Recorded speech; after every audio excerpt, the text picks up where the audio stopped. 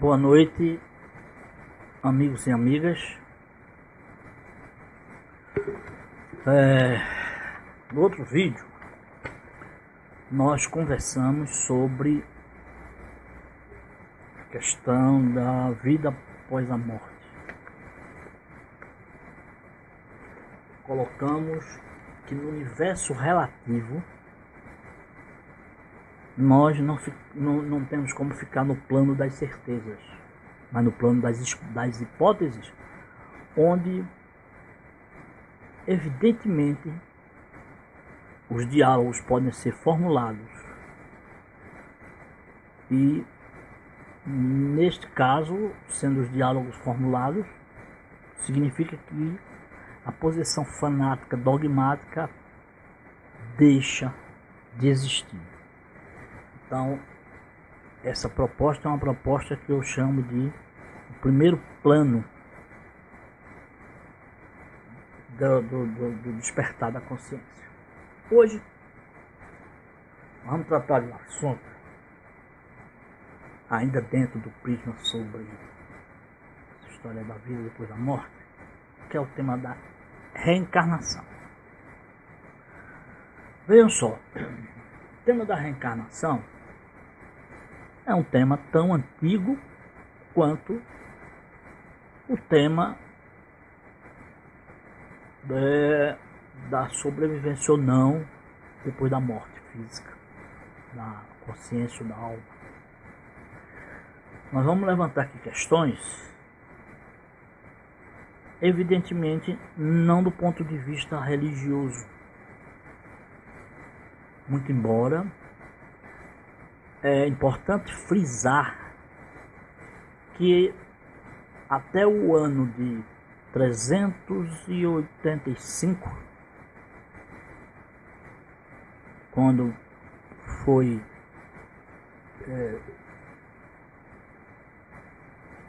discutido no Concílio de Constantinopla.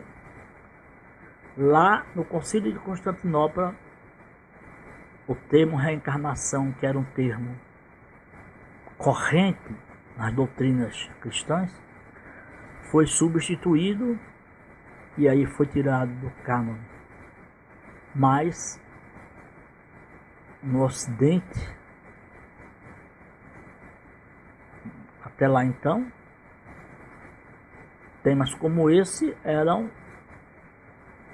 considerados normais, né? Principalmente pelas correntes dos cátaros, dos gnósticos e outras. Mas nós vamos andar um pouco mais no tempo e dizer que tais pesquisas, né, tais interesses já despertavam alguns pesquisadores, e que nos anos 60 um pesquisador chamado Ian Stevenson, se você puxar no Google você vai encontrar, escreve um livro clássico chamado 20 casos sugestivos de reencarnação. Então veja só, a palavra sugestiva é muito interessante, que embora pela maneira como ele coloca, você percebe que ele acredita naquilo que está dizendo, mas ele não afirma, que é essa ideia, né? A gente pode postular uma hipótese, ela pode ser refutada, mas não há plano de certeza no mundo da relatividade, que é o mundo existencial. Então, esses 20 casos, seria muito interessante eles serem revisitados, eles serem lidos, né? Serem discutidos. Foram casos, por exemplo, né, de pessoas que, principalmente em crianças, né, que a criança está com a mente ainda aberta, caso de crianças que tinham pesadelos e que contaram a seus pais que não moravam naquela casa, que os pais deles não eram aqueles. E o pesquisador, inclusive,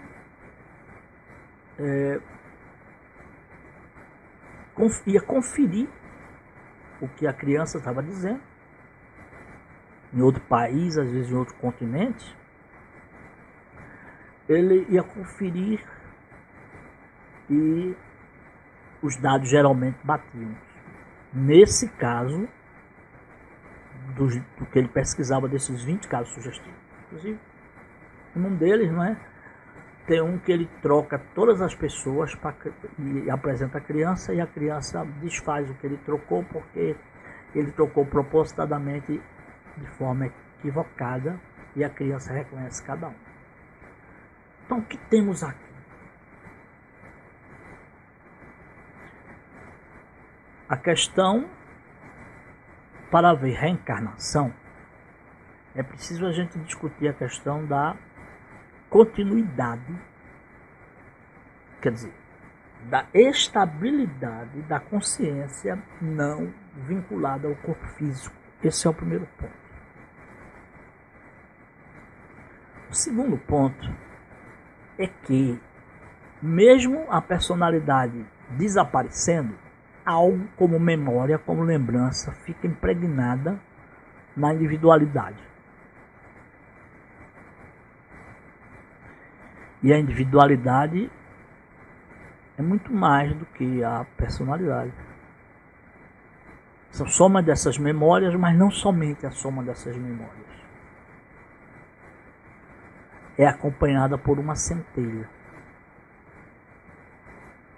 também chamada de centelha de luz. Então, esse livro traz com bastante detalhes possibilidade da existência da reencarnação. Então, mesmo que no Ocidente, e aí agora tocando no ponto de vista religioso, né, o cristianismo se recuse a aceitar, eu quero dizer que o cristianismo, quando era cristianismo, nos tempos primitivos, primórdios, era um assunto normal, corrente. E o termo foi substituído pelo termo ressurreição. Então, essa resistência tem base muito mais na doutrina, vamos dizer assim, não é? Dos concílios, dos encontros, dos papados, do rei, do que o que acontecia no cristianismo primitivo. E aí pode surgir também uma outra questão muito atual.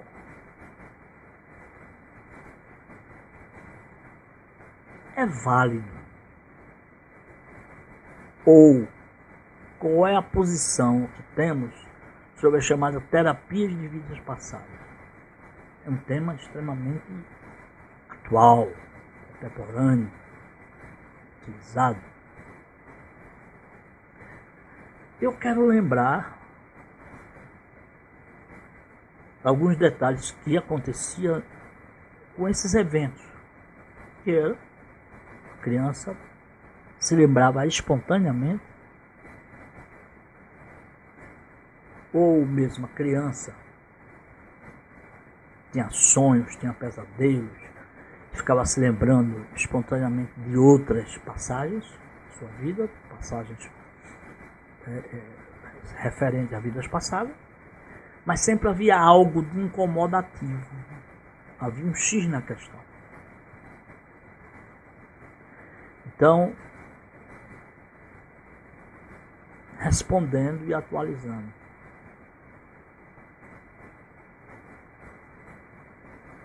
Primeiro, vale a pena fazer vidas passadas? Terapia de vidas passadas, ela tem sua validade?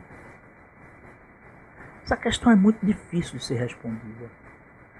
Primeiro porque já existe uma sugestibilidade à pessoa quando vai se submeter a essa forma de terapia, tanto do terapeuta quanto de quem está buscando, principalmente buscando de forma aleatória, de forma casual, quem você foi na vida passada. Então eu acredito que isso tem muito pouco efeito. As possibilidades de se inventar qualquer coisa são muito suscetíveis. Agora, quando a pessoa começa a apresentar problemas,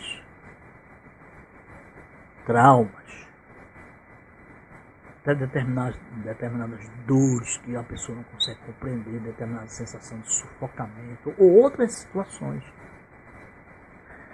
que não são encaixadas dentro da sua vida atual. Então, podemos dizer que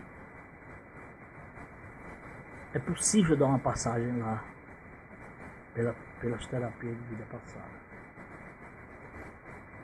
Embora não quer dizer necessariamente que a pessoa que passa por essa experiência no setting da terapia realmente toque sua vida passada. Essa é a minha hipótese. Esse processo não vem do nada. Algo motiva. Assim como as visões, as aparições, que podem ser criadas pela mente, são diferentes de determinadas aparições.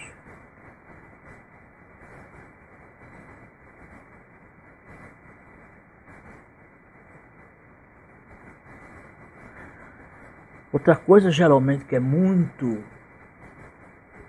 vamos dizer assim, perguntada, é se vale a pena tratar em reuniões, evocar reuniões, pessoas que já faleceram. Então, geralmente essas pessoas o fazem com o objetivo de buscar consolo. E muitas vezes, pela sugestão, pelo desejo do consolo, elas encontram alguma resposta que confirme o seu desejo. Portanto, uma coisa é algo de espontâneo e outra coisa é algo forçado. Além do mais, temos um problema aqui, né? Porque quem partiu está do outro lado. Ela tem que fazer algum tipo de esforço para que ela seja percebida a sua identidade como ela era. Porque ninguém sabe o que é que essa suposta identidade, essa suposta alma, né, ou consciência, em que plano ela está. Então veja só. Eu concebo sim a ideia da possibilidade da reencarnação. Eu acho que os casos são vastos, mas também os embustes e as fraudes são vastas também. Mas, mais uma vez, eu prefiro afirmar, nosso trabalho aqui é um trabalho em relação a primeiro e segundo nível de despertar da consciência, onde não se afirma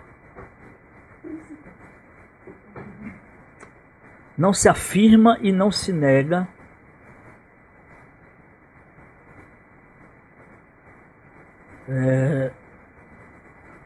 qualquer tipo de fenômeno, porque nós estamos aqui dentro da relatividade, no tempo existencial.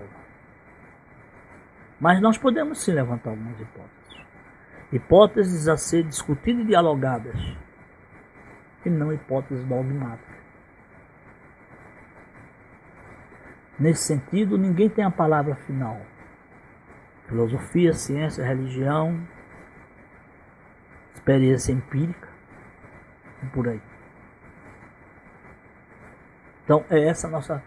Sugiro, mais uma vez, a série na Netflix, Vida Depois da Morte, e sugiro também o livro de Ian Stevenson, que é 20 casos sugestivos de reencarnação. No mínimo, você vai ficar com uma pulga atrás da orelha. E creio que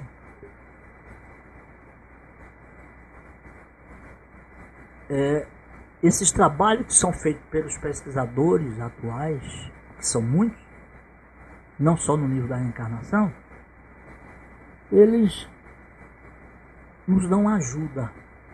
Eles podem mudar nosso estilo de vida e a nossa maneira de ver o mundo. E isso é muito importante. E isso é o que estamos precisando para resgatar o planeta. No demais, quero agradecer e até a próxima. Na próxima, ainda vamos falar, antes de falar das interações pessoais, temos mais uma conversa que é sobre: é possível uma terapia psicoespiritual? E como fazer? Boa noite, muito obrigado. Quem gostou, dá o like e assine o canal.